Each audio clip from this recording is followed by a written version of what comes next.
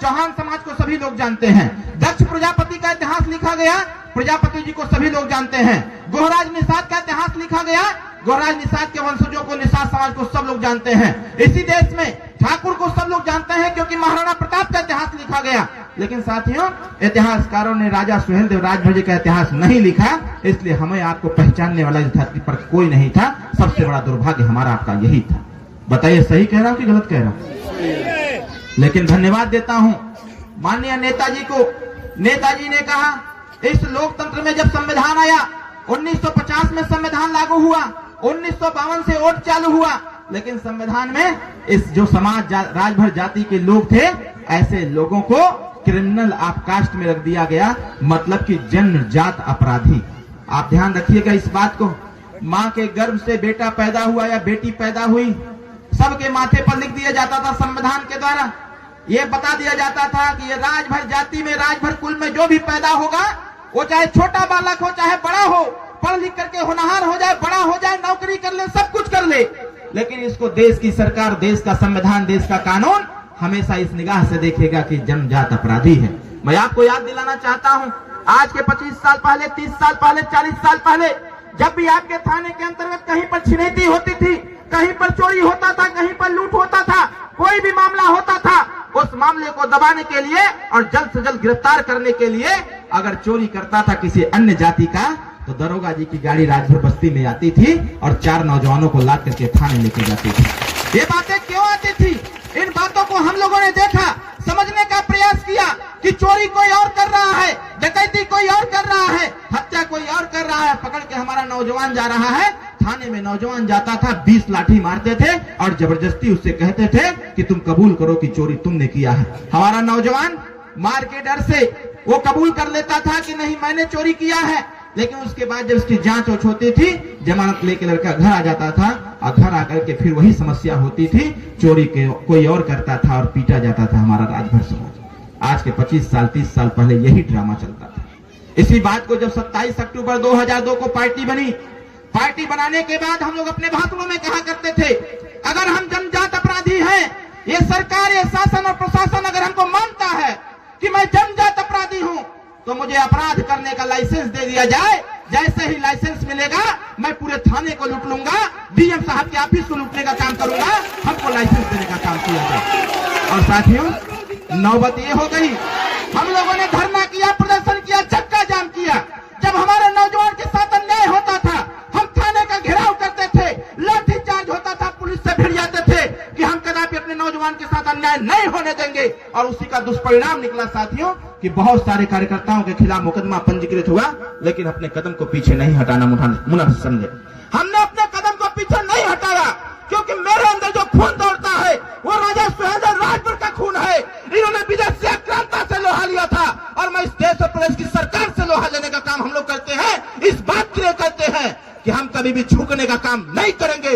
इस देश के गद्दारों को हमने उनसे युद्ध करके परास्त किया है, तो इस प्रदेश सरकार के गद्दारों से भी युद्ध करेंगे। और जो मेरे माथे पर लिखा गया है जन्मजात अपराधी, इसको भी खत्म करके अमन चैन से जीने का अधिकार दिलाने का काम करेंगे। राजा सुहेलदेव राजभर जी को याद क्यों करना पड़ा? राजा सुहेलदेव राजभर जी की जयंती क्यों मनाई जाती है? राजा सुहेलदेव राजभर जी का विजय दिवस क्यों मनाया जाता है? हम लोग बार बार आपसे क्यों कहते हैं कि नमस्ते प्रणाम बंद करो, आपस में जय सुहेलदेव बोलो? वो इसलिए बोलते हैं कि जब जय सुहेलदेव बोलोगे तो तुमको तुम्हारा इतिहास याद आएगा। जब तुमको तुम्हारा इतिहास याद आएगा तो अपने बच्चों की भलाई के लिए, अपनी बच्चों की पढ़ाई के लिए निर्णय गलत नहीं लोगे।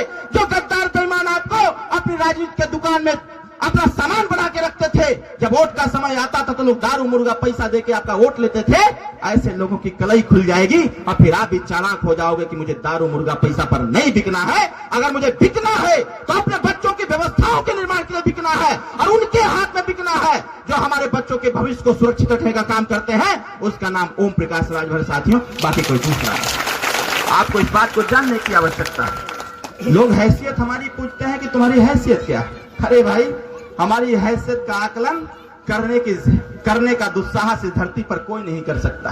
आपको क्यों दबाया गया भाई? आपको चोर क्यों कहा गया? आपको लुटेरा क्यों कहा गया? आपको मछली मारने वाली जाति क्यों कही गई? आपको इस धरती पर रहने का अधिकार क्यों नहीं दिया गया? इसलिए नहीं दिया गया था, अगर इतिहास के पन्नों में राजा सुहेलदेव राजभर जी का इतिहास लिख दिया गया होता, इतिहास के पन्नों में 165 राजाओं का इतिहास लिख दिया गया होता, तो आज हमारे राजभर समाज को एक शौचालय मांगने के लिए दर दर भटकने की आवश्यकता नहीं पड़ी। जो उस समय 2.5 लाख बेईमानों को, विदेशी आक्रांता 2.5 लाख आक्रांताओं को हमारे राजा सुहेलदेव राजभर जी की 12,000 साढ़े 12,000 की सेना गाजर मूली की तरह काट करके, और जिसके नाम पर देश के अन्य राजा थर्रा जाते थे, उससे युद्ध करने का साहस नहीं जुटा पाते थे, ऐसे गद्दार, ऐसे बेईमान, ऐसे विदेशी आक्रांता को ललकारने का काम किसी ने किया था तो हमारे राजा सुहेलदेव राजभर जी मात्र 22 साल की अवस्था में किया था। और यहाँ हमारे नौजवान साथी हैं 30 साल, 32 साल, 18 साल, 17 साल, 20 साल, 22 साल, 25 साल, एक निर्णय नहीं ले पाते हैं, एक निर्णय नहीं ले पाते हैं कि हमें किसका साथ देना चाहिए। कोई विरोधी आ जाता है, वो कह देता है कि ओम प्रकाश राजभर तो बेच दिए, यही हमारा नौजवान कहता है हाँ बेच दिया होगा, अरे चुल्लू भर पानी में डूब मरो। देखो ओम प्रकाश राजभर को, ओम प्रकाश राजभर के अंदर राजा सुहेलदेव जी का खून है, इसलिए उन्होंने अपने मंत्री पद से इस्तीफा देके कहा कि मुझे अपने मंत्री से लालच नहीं है, हमें अपने समाज की चिंता है। इस बात को समझने की आवश्यकता है। अगर आप नहीं सुधरोगे, मैं कह रहा हूं नहीं सुधरोगे, तो जीवन में कोई व्यक्ति आपको नहीं सुधार सकता है। और मैं फिर कह रहा हूं, ये जो जनजात अपराधी जो पिटाई थाने के लोग किया करते थे, इस धरती पर एक ही ऐसी जाति राजभर है। थाने पर चोरी कहीं और होगा। अगर ओम प्रकाश राजभर नहीं मजबूत हुआ, ओम प्रकाश राजभर सत्ता शासन पर कब्जा नहीं किया, तो 10 साल 15 साल बाद वही स्थिति होगी कि फिर व्यवस्थाएं बदलेंगी, चोरी कोई और करेगा, छिनैती कोई और करेगा, और थाने पर पीटा जाएगा हमारा राजभर। इस पिटाई से बचना चाहते हो मेरे भाई, देखो एक गमछा नेताजी ने दिया, इस गमछे में इतनी ताकत है, आप एक गमछा पहन के जाओ सड़कों पर, मजाल है कि कोई दरोगा कोई सिपाही आपको हाथ लगा दे, कोई नहीं हाथ लगा सकता। ये गमछा देखने के बाद लोग जान जाते हैं ये ओम प्रकाश राजभर जी का कार्यकर्ता, पदाधिकारी, समर्थक, मतदाता होगा। इसको छूने की आवश्यकता नहीं है, उसको पास देते हैं कि आप लोग जाइए अपना काम करिए। इस गमछे में इतनी ताकत है, ये गमछा पहन के पूरे दुनिया के किसी कोना में चले जाओ। जो लोग पहले कहते थे, जब आपके घर की बारात निकलती थी, जब आप अपनी गाड़ियों से बारात लेके जाते थे, तो चालाक लोग पूछते थे कि कौन बिरादरी का बारात जाता हो, तो लोग कहते थे कि भरवा का बारात जाता। गलत तो नहीं कह रहा माता जी, बोलिए। और आज 20 साल का संघर्ष, इस गांव से भी बारात गया होगा। आज बोलेरो हो चाहे स्कॉर्पियो हो, शीशा के आगे और शीशा के पीछे अगर लड़का लड़की का नाम होता है तो निचवा लिखते हैं राजभर परिवार। राजभर परिवार, सही कह रहा हूं कि गलत? और आज के 20 साल पहले ये भरवा हुआ सा, ये भरवन का गांव है। मतलब जब तक आप में जागरूकता नहीं थी, जब तक आप में शिक्षा नहीं थी, और जब तक आप एकत्रित और इकट्ठा नहीं थे, तो आप भरवा थे। और जैसे जैसे आपने पीला झंडा अपने दरवाजे पर टांगना चालू किया, चुनाव निशान छड़ी का बटन दबाना चालू किया, जो लोग कहते थे कि मुट्ठी भर राजभर क्या कर लेंगे, आज ऐसी सरकार चिंता करती है कि 3.5% ये लोग हैं, इनको भी आरक्षण कैसे मिलेगा, ये चिंता सरकार करना चालू कर दी। एक तरफ एक वो दौर था, एक वो समय था कि जब आपका गिनती तक नहीं था, लेकिन हमने प्रयास किया। बहुत सारे लोगों ने गाली दिया हम लोगों को, बहुत सारे लोगों ने अपमानित किया, लेकिन हर अपमान को हम लोगों ने सहते चले गए और बढ़ते चले गए आगे। और एक ही लक्ष्य था कि जब तक इस समाज की गिनती नहीं करा देंगे, तब तक चैन से हम लोग बैठने वाले नहीं हैं। और आज स्थिति क्या हो गई, पूरे प्रदेश के किसी कोना में चले जाओ, अरे रामपुर ऐसा जनपद, रामपुर में कहा जाता है कि मुस्लिमों की संख्या ज्यादा है। बरेली के बगल में रामपुर पड़ता है, रामपुर में 4 राजभर प्रधान है साथियों, रामपुर में 4 राजभर प्रधान है। बगल के दिल्ली के बगल में मुरादाबाद, मुरादाबाद में 8 राजभर प्रधान हैं।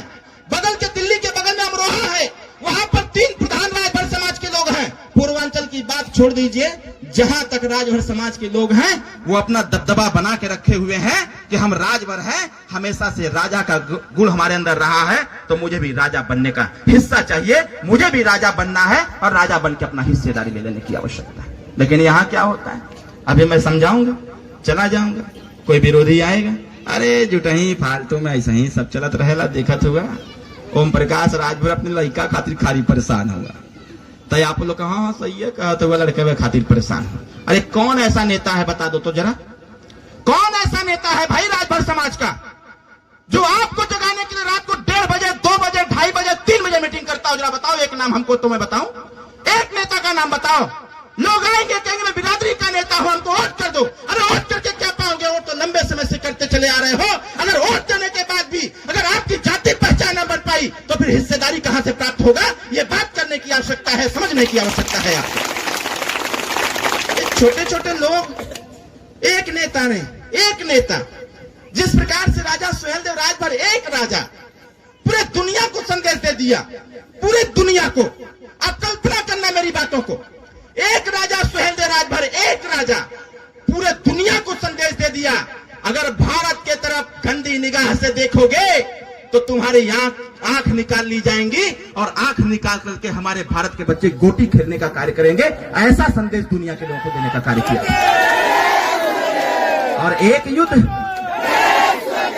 महाभारत का आप सीरियल देखे होंगे टीवियों में, पता है राजा सुहेलदेव राजभर जी, महाभारत के भी बड़े महायुद्ध एक हुआ था राजा सुहेलदेव राजभर जी के साथ, महाभारत से भी महाघनघोर युद्ध। और ऐसा युद्ध कि जिसको करने के लिए कोई तैयार नहीं हो रहा था, लेकिन इधर आपका राजा एक तरफ 2.5 लाख, दूसरे तरफ 12,500 की सेना, और 12,500 की सेना ने काल बन करके विदेशी आक्रांता पर टूट पड़ा और ऐसी नौबत पैदा कर दिया कि 22 दिन का घनघोर महायुद्ध, और 22.5वें दिन उस विदेशी आक्रांता के पास कोई एक सेना नहीं बची थी। जब वो भागते भागते कुटला नदी के किनारे गया तो वहां जाने के बाद एक गुफा में छिप गया था। आप एक कहानी सुने होंगे, एक कहानी सुने होंगे गिरगिट वाला, सुने होंगे ना गिरगिट वाला, गिरगिट और मकड़ी वाला। एक मैंने पढ़ा है इसको कक्षा 7 में। राजा था एक ठो, भागते भागते पहुंच गया, हमारी किताबों ने उसको राजा बता दिया, जबकि वो आक्रांता था। अध्यक्ष आप भी पढ़े होंगे।